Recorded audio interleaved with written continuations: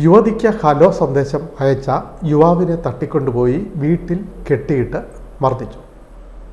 യുവതിയുടെ ആൺസുഹൃത്താണ് സംഭവത്തിന് പിന്നിൽ. ചേർത്തലയ്ക്കടുത്ത അരുക്കുറ്റിയിലാണ് സംഭവം.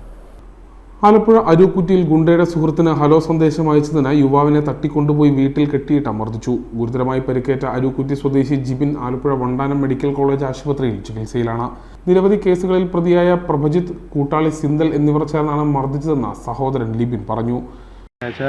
രാത്രി ഒരു 10:30 മണിയോടെ എൻ്റെ അനിയൻ വർക്ക്ഷോപ്പിൽ പോയിട്ട് അരൂരിൽ തിരിച്ച് വീട്ടിലേക്ക് വരുന്ന വഴി പാലത്തേക്ക് ഫോൺ കോൾ വന്നപ്പോൾ ഞങ്ങൾ വണ്ടി സൈഡിലേക്ക് ഫോൺ നോക്കിയ സമയത്താണ് എതിരെ നിന്ന് കാറിൽ നിന്ന് പ്രവജിത്തെന്നും സിന്തൽ എന്നുള്ള 2 പിള്ളേർ ചാടി ഇറങ്ങി വന്നിട്ട് അനിയൻ്റെ വണ്ടി താക്കോൽ ഊരിയെടുക്കുകയും വണ്ടി അതിൻ്റെ മുഖത്തിട്ട് കൈവലിച്ചടിക്കുകയും അവനെ കത്തി കാണിച്ച് പേടിപ്പിച്ചിട്ട് അവനോട് പറഞ്ഞ് വണ്ടിയിൽ കയറിയിരിക്കണമെന്നും പറഞ്ഞ് ആദ്യം വണ്ടിക്ക് തന്നെ അവനെ നേരെ കടത്തി അരൂപ്പിലോട്ട് കൊണ്ടുപോയി ഒരു പഴയ വീട്ടിൽ കൊണ്ടുപോയിട്ട് ആ വീട്ടിനകത്ത് കെട്ടിയിട്ട് മർദ്ദിച്ചിട്ട് നടുവിനും തുടയിലൊക്കെ പട്ടി കൊണ്ടടിക്കുകയും നെഞ്ചത്ത് ഇടിക്കുകയും കൈവലിച്ച് ഇടിക്കുകയും മുഖത്തിട്ടൊക്കെ അടിക്കുകയും തലക്കിട്ടൊക്കെ അടിച്ചിട്ടുണ്ട്.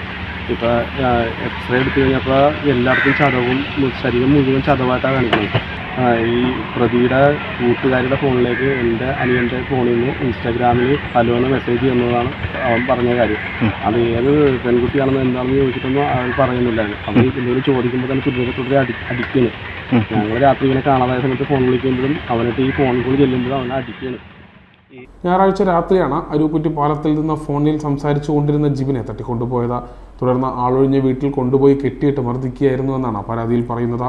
ഇൻസ്റ്റഗ്രാമിൽ പ്രഭജിത്തിന്റെ പെൺസുഹൃത്തിന് ഹലോ സന്ദേശം അയച്ചെന്ന് പറഞ്ഞായിരുന്നു മർദ്ദനം. ജിബിന് വാരിയെല്ലൊടിഞ്ഞ ശ്വാസകോശത്തിന് ക്ഷതവും നട്ടെല്ലിനും മുതുകിനും പരിക്കും പറ്റിയിട്ടുണ്ട്. സംഭവത്തിൽ പൂച്ചാക്കൽ പോലീസ് വധശ്രമത്തിന് കേസെടുത്തിട്ടുണ്ട്. പ്രതിയായ പ്രഭജിത്ത് മുൻപ് കാപ്പ നിയമപ്രകാരം നടപടി നേരിട്ടയാളാണ്. ലഹരി കേസുകളിലും മറ്റും ഇയാൾ പിടിയിലുമായിട്ടുണ്ട്.